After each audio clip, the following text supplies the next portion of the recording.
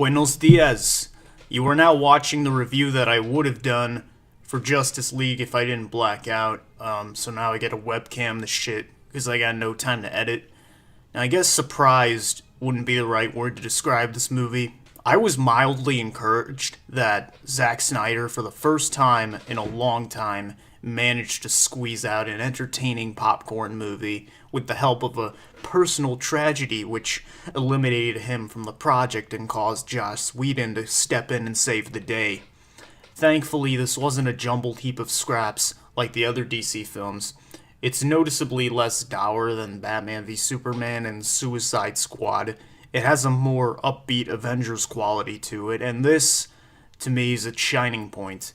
The DC Universe has had 3 or 4 good chances to prove that it could pull off dark and gritty without Christopher Nolan, and now that they've proven to be inept and hopeless in that venture, it's probably best that they just imitate their rivals. This, for my money, is better than Wonder Woman. I know people are gonna get mad about that, especially in this fucking culture, but sorry, Wonder Woman is boring.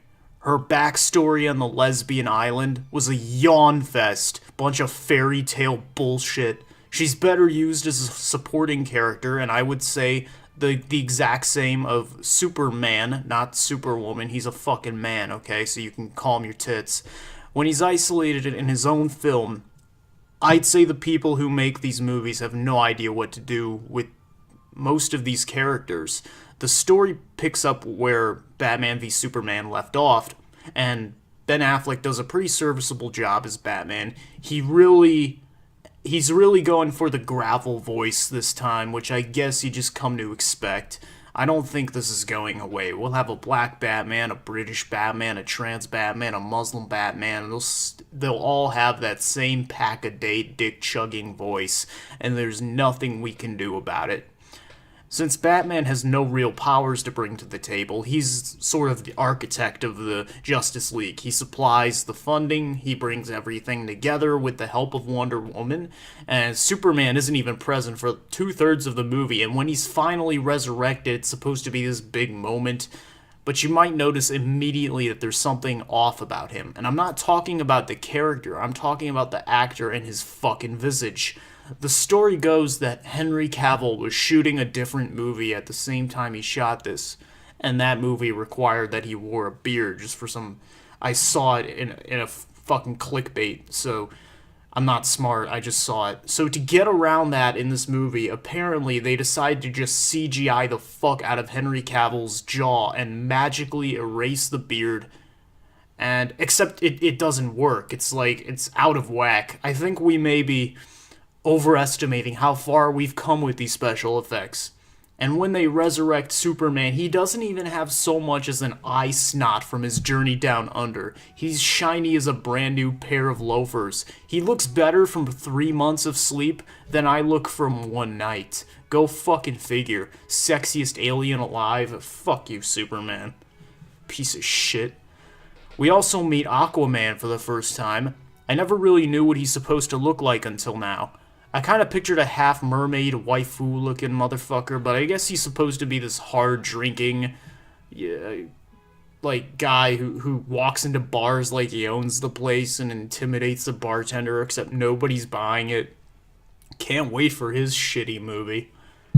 And we have Flash, who's clearly intended as the comic relief, but he's about as comic as a kick in the nuts and as relieving as a migraine headache.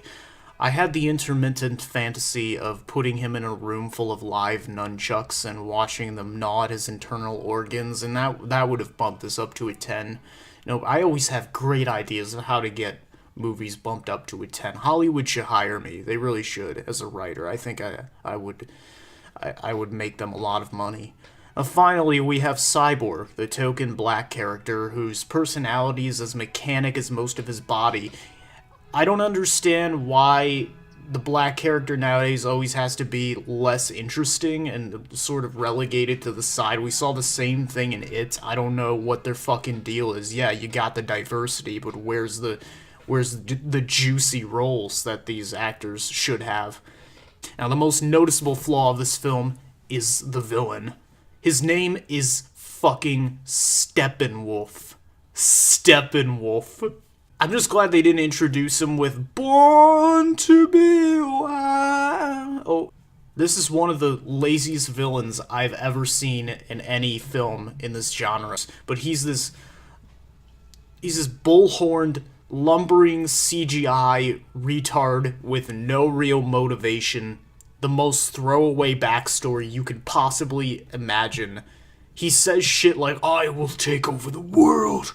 And he's like Scary Movie bad. And when he's defeated, he actually says, you're like, no, that's not possible. Whoa! You know, he's terrible. There is nothing to him at all. You might as well have just fought a pile of rocks and called it the bad guy. But even with that mountain of dog shit, there are enough things I'm thankful that this movie didn't fuck up. It's not objectively good by any stretch that you can prove with evidence that the film backs up. It's not particularly well made. The special effects are bland. The characters are bland. The action scenes are not all that impressive. You know how Zack Snyder plays with his toys. Let's see how many things I can grab in midair. Scenes where everything's slow-mo. And you could go home, make some tea, read the paper, take a shit, and come back and not miss a thing. But what the movie isn't is what I think saves it. It's not that long, thank Jesus' jizz.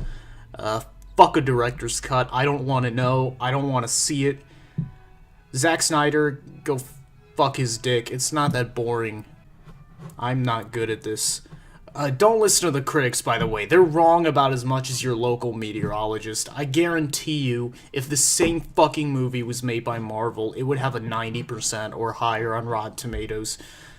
So when was the last time you saw a Marvel movie below 90? You don't know, right? You better check that shit. I could be doing this video with no pants. You don't know. I trust my viewers will be woke enough to connect the dots. I give it a 6 out of 10.